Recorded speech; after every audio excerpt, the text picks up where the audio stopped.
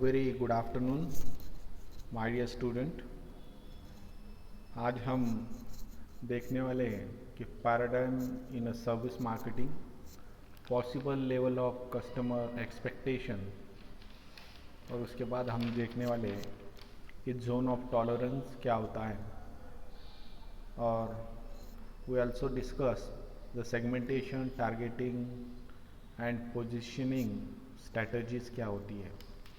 सो आज हम स्टार्ट करते हैं paradigm in a service marketing. Paradigm in a service marketing, the present marketing scenario is a lot of more different from what is used to be earlier. The belief, mindset, perception and attitude of the consumer have changed tremendously. Nowadays, the people mindset towards the services has been changed tremendously. आपको पता है कि customer के expectation, customer की जो desire है, वो किसी भी प्रोडक्ट और सर्विस के बारे में वो बेहतरीन सर्विसेज की अपेक्षा करते हैं, अच्छी से अच्छी एक्सपेक्टेशन रखते हैं। तो आज हम देखने वाले कि service category, service industry seems to be more complicated than the manufacturing industry.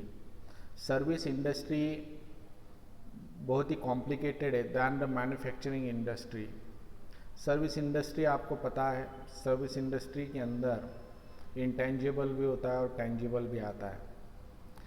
लेकिन जहाँ तक प्रोडक्ट की मार्केटिंग करते हैं, हम किसी वस्तु की मैन्युफैक्चरिंग करते हैं, तो उस प्रोडक्ट को मैन्युफैक्चर करने के लिए जो भी मार्केटिंग स्ट्रैटेजी है, जो भी मार्केटिंग स्ट्रैटेजी हम यूज कर सकते हैं, तो वो स्ट्रैटेजी, सेम स्ट्रैटेजी हम सर्विसेज के अंदर यूज़ नहीं कर सकते। सर्विसेज के अंदर टेंजिबल और इंटेंजिबल आता है, दोनों आते हैं। पीपल ओरिएंटेड और प्रोडक्ट ओरिएंटेड आता है। These are the further classified into the following four major categories based on their applicability. देखो यहाँ पर दिए वाला है people processing services, product position processing services, mental stimulus processing services, information processing services. तो अब हम जो पहला पॉइंट दिए वाला है वो देखने वाले हैं, पीपल प्रोसेसिंग सर्विसेज क्या होता है। People processing here refers to the physical presence of the customer at the service system or location to avail the services. For example, a person need to be physically present at the salon to get a haircut. अब यहाँ पे people processing service के अंदर उन्होंने example दिया कि people processing services क्या होती है। समझो किसी पर्सन को हेयर कट करना है, अपने बाल कटवाना है, तो उसको उस सलून के अंदर जाना पड़ेगा, वो सलून के तरफ जाना पड़ेगा। तो पीपल प्रोसेसिंग सर्विसेज के अंदर वहाँ पे फिजिकल प्रेजेंस ज़रूरी होता है। सलून वाला भी सर्विस दे रहा है, लेकिन कस्टमर को वहाँ जाना ज़रूरी है, तभी उसको सर्विस मिलेगी, राइट। उसका फिजिकल प्रेजेंस वहाँ क्या है, ज़रूरी है। तो उससे कहा जाता है people processing services. People, customer को वहाँ पर जाना है, फिजिकल प्रेजेंस होना है, जहाँ पर भी उसका लोकेशन है सलून वाले का, तो वहाँ पर जाके उसको क्या करना है, बाल कटवाना है। उसको बाल कटवाना है तो उसको वहाँ जाना ज़रूरी है, तो उसे ही कहा जाता है पीपल प्रोसेसिंग सर्विसेज। अब नेक्स्ट दिए वाला है, देखो product processing, product position processing services. देखो, such services are related to a specific product or its possession with a limited or no involvement of the customer. For instance, the services offered by packers and movers are primarily concerned with the safe shifting to customer belonging, that is the furnitures and assets from one place to another. ये देखो यहाँ पर customer का presence नहीं होता, लेकिन जो customer के प्रोडक्ट है, फर्नीचर हो, जो भी एसेट हो, वो one place to another place क्या करते हैं, मूव होते रहते हैं। तो उसे कहा जाता है प्रोडक्ट पोजीशन प्रोसेसिंग सर्विसेज। ठीक है, अब देखो mental stimulus processing services. Mental stimulus processing services क्या होती है? The services which influence the customer mental abilities, religious beliefs, behavior perception, lifestyle, attitude are termed as a mental stimulus processing services. Like educational institute deliver knowledge which develop the mental ability of a person. Mental stimulus processing services के अंदर जो भी educational institution है, school हो, college हो, जो भी आपके एजुकेशनल इंस्टीट्यूट, ट्यूशन क्लासेस जो भी हो आपके, तो ये क्या कर रहे हैं? नॉलेज डिलीवर कर रहे हैं। तो ये जो एजुकेशनल इंस्टीट्यूट है, क्लासेस है, ये काय में आता है? मेंटल स्टिमुलर प्रोसेसिंग सर्विसेज के अंदर आता है। क्यों आता है? They are delivering the knowledge, वो मेंटल एबिलिटी को डेवलप करते हैं, develop the mental ability of a person. तो वो सर्विसेज कहाँ आती है? मेंटल स्टिमुलस प्रोसेसिंग सर्विसेज के अंदर आती है। नेक्स्ट दिए वाला है इंफॉर्मेशन प्रोसेसिंग सर्विसेज किसे कहा जाता है? These are the unique form of intangible product where the information act as a product or information technology is a use. Such decisions are considered to be a critical due to the massive investment and high level of risk. Therefore, absolute customer involvement can be seen over here. यहाँ पर intangible product होता है, unique form of intangible product होता है और information के रूप में होता है।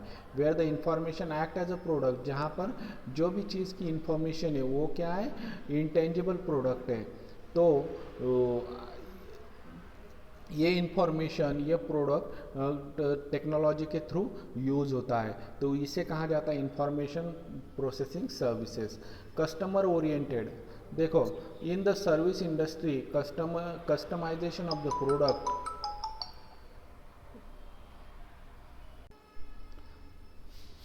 in the service industry customization of the product offering becomes essential as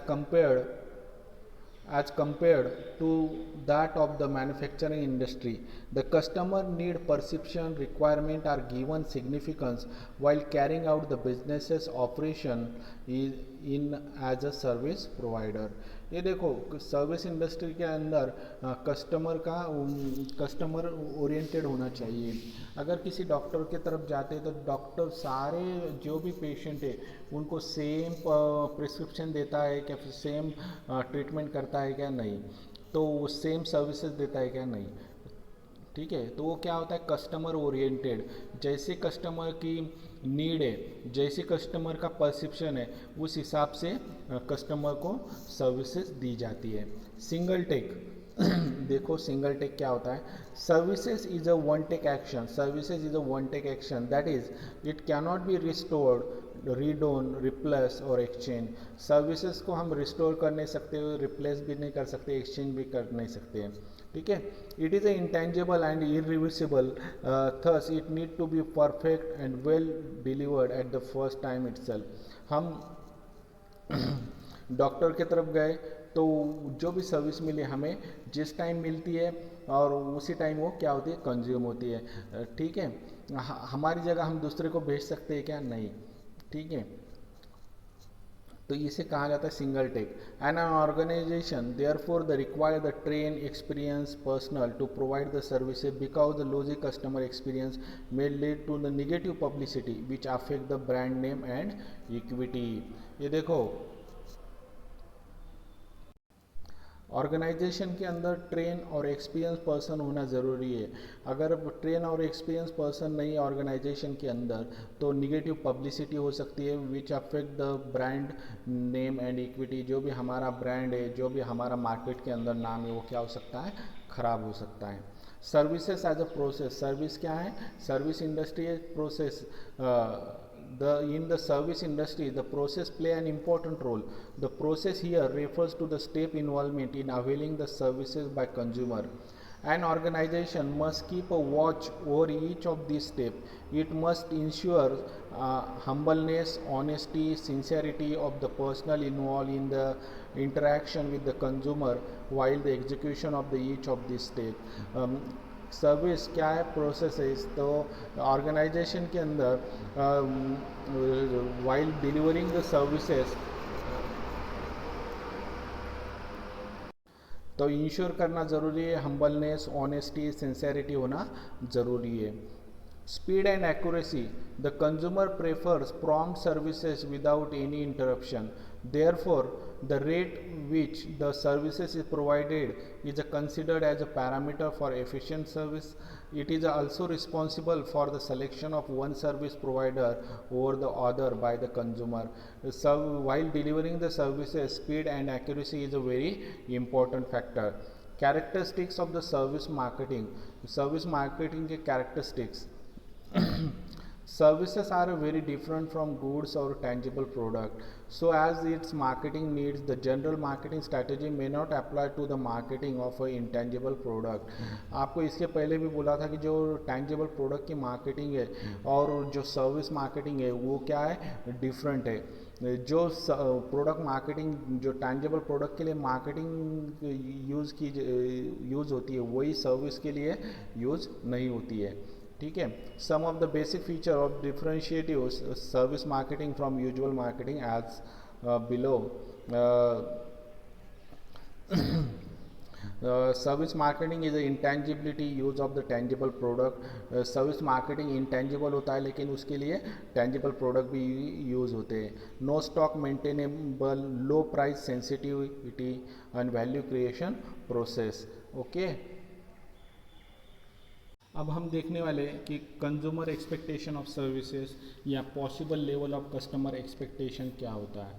अब उसमें फर्स्ट देखेंगे कि आइडियल एक्सपेक्टेशन या आइडियल सर्विस लेवल क्या होती है. ठीक है. तो उसके पहले हम देखेंगे कंज्यूमर एक्सपेक्टेशन के बारे में क्या दिए वाला है यहाँ पे. Consumer expectation consist of the 5 levels: ideal service level, desired service level, adequate service level, predicted service level and zone of tolerance किसे कहा जाता है. तो ठीक है. तो पहला पॉइंट है आइडियल एक्सपेक्टेशन या आइडियल सर्विस लेवल किसे कहा जाता है. अब मैं यहाँ पर आइडियल सर्विस लेवल या आइडियल एक्सपेक्टेशन के बारे में आपको मैं एग्जांपल देता हूँ. एक सिंपल एग्जांपल. समझो आपके माइंड में कोई होटल है, उसके बारे में आपको पता है कि उस होटल के बारे में आप सोचते हैं या आपको पता है कि उस होटल की सर्विस अच्छी है और वहाँ की क्वालिटी अच्छी है, वहाँ की सर्विस बहुत अच्छी है. ठीक है. और आपको रियल में वैसी सर्विस भी मिली, वैसी क्वालिटी भी उस होटल के अंदर मिली. तो ये क्या होगा, आपका आइडियल एक्सपेक्टेशन होगा. इसे क्या कहेंगे आप, आइडियल सर्विस लेवल या आइडियल एक्सपेक्टेशन आप इसे कहेंगे. ठीक है. अब देखो डिज़ायर सर्विस लेवल. डिज़ायर यानी the level of performance customer want और hope to receive from a service. एक कस्टमर को ज़रूरत होती है, नीड होती है, उसको आशा होती है, एक होप होता है रिसीव फ्रॉम सर्विस, ऐसी सर्विस मिलेगी, उससे कहा जाता है डिज़ायर सर्विस लेवल. और एक होता है देखो नॉर्मेटिव सर्विस लेवल या नॉर्मेटिव एक्सपेक्टेशन किसे कहा जाता है. जहाँ पर आपको पता है कि सर्विस महंगी है, सर्विस क्या है, महंगी है, वहाँ पे महंगा है लेकिन अच्छी सर्विस मिलेगी आपको वहाँ पर ज़्यादा पैसे देना पड़ेंगे लेकिन वहाँ की सर्विस क्या रहेगी, अच्छी है. उसे कहा जाता है नॉर्मेटिव एक्सपेक्टेशन या नॉर्मेटिव सर्विस लेवल कहा जाता है. ठीक है. अब देखो एडिक्वेट सर्विस लेवल किसे कहते हैं. एडिक्वेट सर्विस लेवल यानी minimum level of service a consumer will tolerate and accept without being dissatisfied. Adequate यानी एक मिनिमम लेवल, आपको पता है कि यहाँ तक सर्विस मिलेगी, यानी आपको पता है कि ख़राब है लेकिन उसकी प्राइस क्या है, कम है. ठीक है. आपको पता है कि उस चीज़ की वहाँ के सर्विस की प्राइस कम पैसे में मिलती है. ठीक है. आपको पता भी है थोड़ी ख़राब है, लेकिन कम पैसे के वजह से क्या कम से कम आपको मालूम है कि इतने इसमें आपको इतनी सर्विस मिलने वाली है, तो उससे कहा जाता है एडिक्वेट सर्विस लेवल। अब ये देखो जोन ऑफ टॉलरेंस क्या होता है। अब यहाँ पर दिए वाली देखो ये डायग्राम दिए वाली आइडियल सर्विस लेवल और एडिक्वेट सर्विस लेवल के जो बीच में का होता है, ठीक है। आइडियल सर्विस लेवल और एडिक्वेट सर्विस लेवल के जो बीच का जोन होता है उसे कहा जाता है जोन ऑफ टॉलरेंस कहा जाता है। कि आपको मालूम है कि यहाँ पर ऐसे ऐसे अच्छी मिलता है, और मिनिमम टॉलरेंस के अंदर क्या होता है एडिक्वेट सर्विस के अंदर, टॉलरेंस के अंदर कि आपको पता होता है कि वहाँ पर ख़राब है लेकिन कम प्राइस है, उससे कम इसमें नहीं आएगा, ठीक है। तो इसे कहा जाता है जोन ऑफ टॉलरेंस कहा जाता है। अब ये देखो रोल ऑफ कंज्यूमर एक्सपेक्टेशन का अब ये 3 स्टेजेस में डिवाइड होता है। During the pre purchase phase, during the service encounter, during the post purchase phase, यानी परचेस करने के पहले जो आपका इन्फ्लुएंस होता है वो उस सर्विस के बारे में वाइल परचेसिंग के टाइम पे और परचेस करने के बाद। तो ठीक है, आपको डिज़ायर सर्विस लेवल आपको समझ में आया होगा। डिज़ायर सर्विस यानी आपको पता होता है कि वहाँ वो मिलता है और एक्चुअल में मिलता भी है, ठीक है, वैसी सर्विस वहाँ पर मिलती है। और एडिक्वेट सर्विस यानी वो उस लेवल के नीचे नहीं जाती, उसे कहा जाता है एडिक्वेट सर्विस लेवल। अब हम देखने वाले हैं कि अब हम देखेंगे एसटीपी स्ट्रैटेजीज क्या होती है। STP segmentation, targeting and positioning strategies किसे कहते हैं। देखो सेगमेंटेशन किसे कहते हैं, divide market into distinct group of customer using the segmentation practices. अब यहाँ पर एग्जांपल मैं देता हूँ आपको कि सेगमेंटेशन ये जोग्राफिकल इसमें डिवाइड होता है, ठीक है। डेमोग्राफिक केस में भी होता है, साइकोग्राफिक केस में होता है और बिहेवियर इसमें भी होता है, ठीक है। तो सबसे पहले हम देखेंगे जोग्राफिकल एरिया के हिसाब से मार्केट क्या होता है, सेगमेंट होता है, सेगमेंटेशन स्ट्रैटेजीज होती है। जैसा कि एशिया है, एशिया के तरफ north Asia, south, east, west, ठीक है, ये क्या हुआ जोग्राफिकल एरिया के हिसाब से मार्केट सेगमेंट हुआ। अब नेक्स्ट होता है डेमोग्राफिक सेगमेंटेशन। डेमोग्राफिक सेगमेंटेशन क्या होता है, इसके अंदर एज, जेंडर, इनकम, कास्ट, इसमें क्या हुआ है डेमोग्राफिकल सेगमेंटेशन, यानी सेगमेंटेशन यानी डिवाइड होना, ठीक है। अब साइकोग्राफिक सेगमेंटेशन के अंदर क्या आता है, साइकोग्राफिक सेगमेंटेशन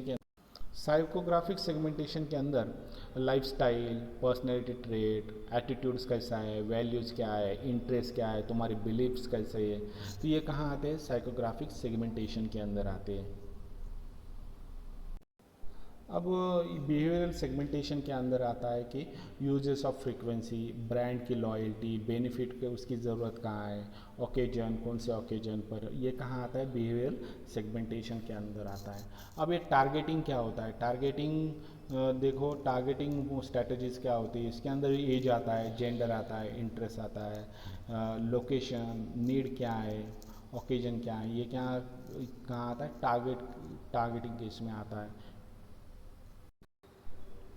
अब हम देखने वाले हैं कि मार्केट टारगेटिंग स्ट्रैटेजीज क्या होता है, टारगेटिंग मार्केटिंग स्ट्रैटेजीज क्या होता है। अभी टारगेटिंग मार्केटिंग स्ट्रैटेजीज 4 इसमें डिवाइड होने वाली है। Undifferentiated marketing strategies, differentiated marketing strategies और कॉन्सेंट्रेटेड मार्केटिंग स्ट्रैटेजीज और माइक्रो मार्केटिंग स्ट्रैटेजीज। तो देखते हैं हम पहले कि अनडिफ्रेंशिएटेड मार्केटिंग स्ट्रैटेजी किसे कहते हैं। अब अनडिफरेंट मार्केटिंग स्ट्रैटेजीज, अब एग्ज़ाम्पल देना पड़ेगा मुझे आपको। फॉर एग्ज़ाम्पल जो सब तरफ उसके अंदर कोई डिफ्रेंशिएशन नहीं होता है। सपोज एग्ज़ाम्पल मैं मिल्क मिलता है, जो भी मिल्क की कंपनी है समझो, जो मिल्क की बैग बेचती है, तो वो ऐसा बच्चों के लिए लेडीज़ के लिए, जेंट्स के लिए ऐसा नहीं, कॉमन मिल्क होता है मार्केट के अंदर, मिल्क बैग होती है, ठीक है, जो कॉमन होता है, जैसा शुगर सबके लिए, बच्चों के लिए भी सबके लिए, दालें वगैरह वगैरह, ठीक है, जो प्रोडक्ट डिफ्रेंशिएट नहीं करते कि मेल के इसके लिए अलग, जेंट्स के लिए अलग, फीमेल के लिए अलग, चाइल्ड के लिए अलग, तो मिल्क कोई डिफ्रेंशिएट नहीं करता, मिल्क सभी यूज़ करते हैं, ठीक है, शुगर सभी लोग यूज़ करते हैं, उसके अंदर कोई डिफ्रेंशिएशन नहीं होता है। तो जो डिफ्रेंशिएशन नहीं होता, जिसके अंदर कोई डिफ्रेंशिएशन नहीं होता है, उसे कहा जाता है अनडिफ्रेंशिएटेड मार्केटिंग कहा जाता है। अब देखो कि डिफ्रेंशिएटेड मार्केटिंग स्ट्रेटजीज क्या होता है। डिफ्रेंशिएटेड मार्केटिंग स्ट्रेटजी के अंदर जो डिफरेंट डिफरेंट होता है, ठीक है। अब फॉर एग्ज़ाम्पल एक एग्ज़ाम्पल मैं आपको यहाँ पर दे के समझाता हूँ। फॉर एग्ज़ाम्पल अब शू मेकर कंपनी है जो शूज़ बनाती है, तो वो लेडीज़ के लिए अलग शूज़ बनाएगी, ठीक है, जेंट्स के लिए अलग, स्कूल जाने वाले चाइल्ड के लिए अलग, ठीक है, और जो बूढ़े लोग हैं, एजड है, उनके लिए अलग। तो ये डिफ्रेंशिएटेड यानी ग्रुप वाइज, जेंडर वाइज अलग अलग चीज़ें जहाँ बनती है, उसे कहा जाता है डिफ्रेंशिएटेड मार्केटिंग स्ट्रेटजीज़। अब देखो कॉन्सेंट्रेटेड यानी निश मार्केटिंग, यहाँ पर क्या होता है कि एक स्पेसिफिक ग्रुप के लिए बनाया जाता है। समझो लेडीज़ का है, तो लेडीज़ के हर साइज़ के क्या मिलेंगे, शूज़ मिलेंगे। छोटी है एज वाइज तो उनके लिए अलग, मिडल है तो अलग, एजड है तो अलग, ठीक है। तो लेडीज़ के जितने भी एज ग्रुप वाइज शूज़ है या सैंडल है जो भी है, तो स्पेसिफिक वुमन को टारगेट करके जो भी शूज़ बनाते हो, सैंडल बनाते हो या चप्पल बनाते हो, तो लेडीज़ को ध्यान में रख के जो प्रोडक्ट बनाया गया है, तो उसे कहा जाता है कि कॉन्सेंट्रेटेड मार्केटिंग स्ट्रैटेजीज। अब माइक्रो मार्केटिंग क्या होता है कि इसके अंदर एक लोकल मार्केटिंग, समझो कि जहाँ अब सलून वाला है फॉर एग्जांपल, अब सलून वाले को मालूम है कि कोई बाहर गांव से फॉरेन से लोग तो मेरे तरफ आने वाले नहीं है हेयर कट करने के लिए। जो मेरे एरिया के लोग हैं, जो मेरे आजू बाजू के लोग हैं, वही लोग मेरे कस्टमर हो गए, वही मेरे तरफ आएंगे बाल कटवाने के लिए। ये क्या होगा, माइक्रो मार्केटिंग स्ट्रैटेजीज, ठीक है। तो इसके अंदर हमने क्या देखा कि टारगेटिंग मार्केटिंग स्ट्रैटेजी के अंदर अनडिफ्रेंशिएटेड के अंदर देखा कि हमने वहाँ पर कोई डिफरेंस नहीं होता। कोका कोला होगा सब सेम है, मिल्क सब तरफ से सेम मिलता है, ठीक है, शुगर वगैरह जिसके अंदर कोई डिफ्रेंशिएट नहीं किए वाला, उसे कहा जाता है अनडिफ्रेंशिएटेड मार्केटिंग। डिफ्रेंशिएटेड यानी जो अलग अलग, मेल के लिए अलग, फीमेल के लिए अलग, बॉयज़ के लिए अलग, गर्ल्स के लिए अलग, इसके लिए जो प्रोडक्ट बनाया है अलग अलग, इसके अलग अलग लोगों के लिए, तो उसे कहा जाता है डिफरेंशिएटेड मार्केटिंग स्ट्रेटजीज। और कॉन्सेंट्रेटेड यानी किसी एक पर्टिकुलर प्रोडक्ट के ऊपर फोकस किया जाता है कि वुमन के लिए चीज बनाना है, तो वुमन के लिए जो भी प्लस माइनस जो भी मेजरमेंट के हिसाब से शूज़ बनते हो या सैंडल बनते हो, तो उसी को ध्यान में रखते हुए जो प्रोडक्ट बनाए जाते हैं उसे कहा जाता है कॉन्सेंट्रेटेड मार्केटिंग स्ट्रेटजीज। और माइक्रो मार्केटिंग क्या होता है कि मैंने आपको एग्जांपल दिया है कि सैलून वाला है और सैलून वाला हेयर कट करता है, तो उसको पता होता है कि मेरे तरफ बाहर से फॉरेन से कोई लोग आने वाले नहीं, बाहर गाँव से नहीं आने वाले लोग हेयर कट करने के लिए, मेरे आजू बाजू जो लोग हैं वही मेरे तरफ आने वाले हैं, तो उसे कहा जाता है micro marketing strategies, micro marketing targeting strategies कहा जाता है, ठीक है। हम देख लेंगे कि पोजीशनिंग क्या होती है, पोजीशनिंग स्ट्रेटजीज क्या होती है मार्केटिंग इसमें। तो पोजीशनिंग यानी किसी भी प्रोडक्ट की इमेज बिल्डअप करना, ठीक है। अब समझो फॉर एग्जांपल पतंजलि प्रोडक्ट है, तो पतंजलि का कैसा है ये वो इमेज है लोगों के माइंड में कि जब भी पतंजलि आता है तो नेचुरल प्रोडक्ट, ठीक है, तो नेचुरल प्रोडक्ट बोल के पतंजलि की क्या है, इमेज है। और ऐसे ही कंपनी कोई भी प्रोडक्ट हो उसकी इमेज बिल्डअप होती है, तो उसे कहा जाता है पोजीशनिंग। जैसा कि अब कोलगेट, तो कोलगेट जब भी आप किसी शॉप पे जाते हो तो आप बोलते हैं कोलगेट दो, यानी कोलगेट की आपके माइंड में क्या हुआ वाली इमेज हुई वाली, आप ऐसा नहीं बोलते टूथपेस्ट दो, ठीक है। कोलगेट क्या है, टूथपेस्ट है, लेकिन हमारी जो इमेज मन में बने वाली कि कोलगेट ही क्या है, हमारा टूथपेस्ट है, ठीक है। तो कोलगेट ये कंपनी का नाम है, ठीक है, कंपनी का नाम है, लेकिन हम जो ओ, क- कई दिनों से हमारे माइंड में जो कोलगेट के बारे में पोजीशन हुई है कि अच्छी क्वालिटी है, अफोर्डेबल प्राइस में मिलता है कोलगेट, ठीक है। पतंजलि हो गया, ठीक है। और फॉर एग्जांपल और एक लेता मैं एग्जांपल, टी पाउडर, तो जैसे आसाम चाय। So this is the example of the positioning strategies, और इसे कहा जाता है स्ट्रैटेजीज ऑफ पोजीशनिंग, कि किसी भी ब्रांड का, किसी भी प्रोडक्ट का माइंड में क्या होना, इमेज होना। अब एग्जांपल लेते हैं मोबाइल फ़ोन का, कि आपको पता है कि अब एप्पल का आईफोन है समझो, ठीक है। तो आपको पता है कि बहुत कॉस्टली भी है, फीचर्स भी बहुत अच्छे है, क्वालिटी सुपर है कि नहीं। और कौन सा, सैमसंग हो, वीवो हो, एम आई हो। So these are the name of brand, and this brand create their own position in the market. अब ये ब्रांड ने क्या किया वाला है, अपनी एक पोजीशन की वाली, अपनी सर्विस के इसमें, क्वालिटी की इसमें उन्होंने क्या बनाई है, मार्केट के अंदर अपनी पोजीशनिंग बनाई है। तो इसे कहा जाता है पोजीशनिंग स्ट्रैटेजीज। ओके, तो ठीक है, आज हम यहाँ रुकते हैं।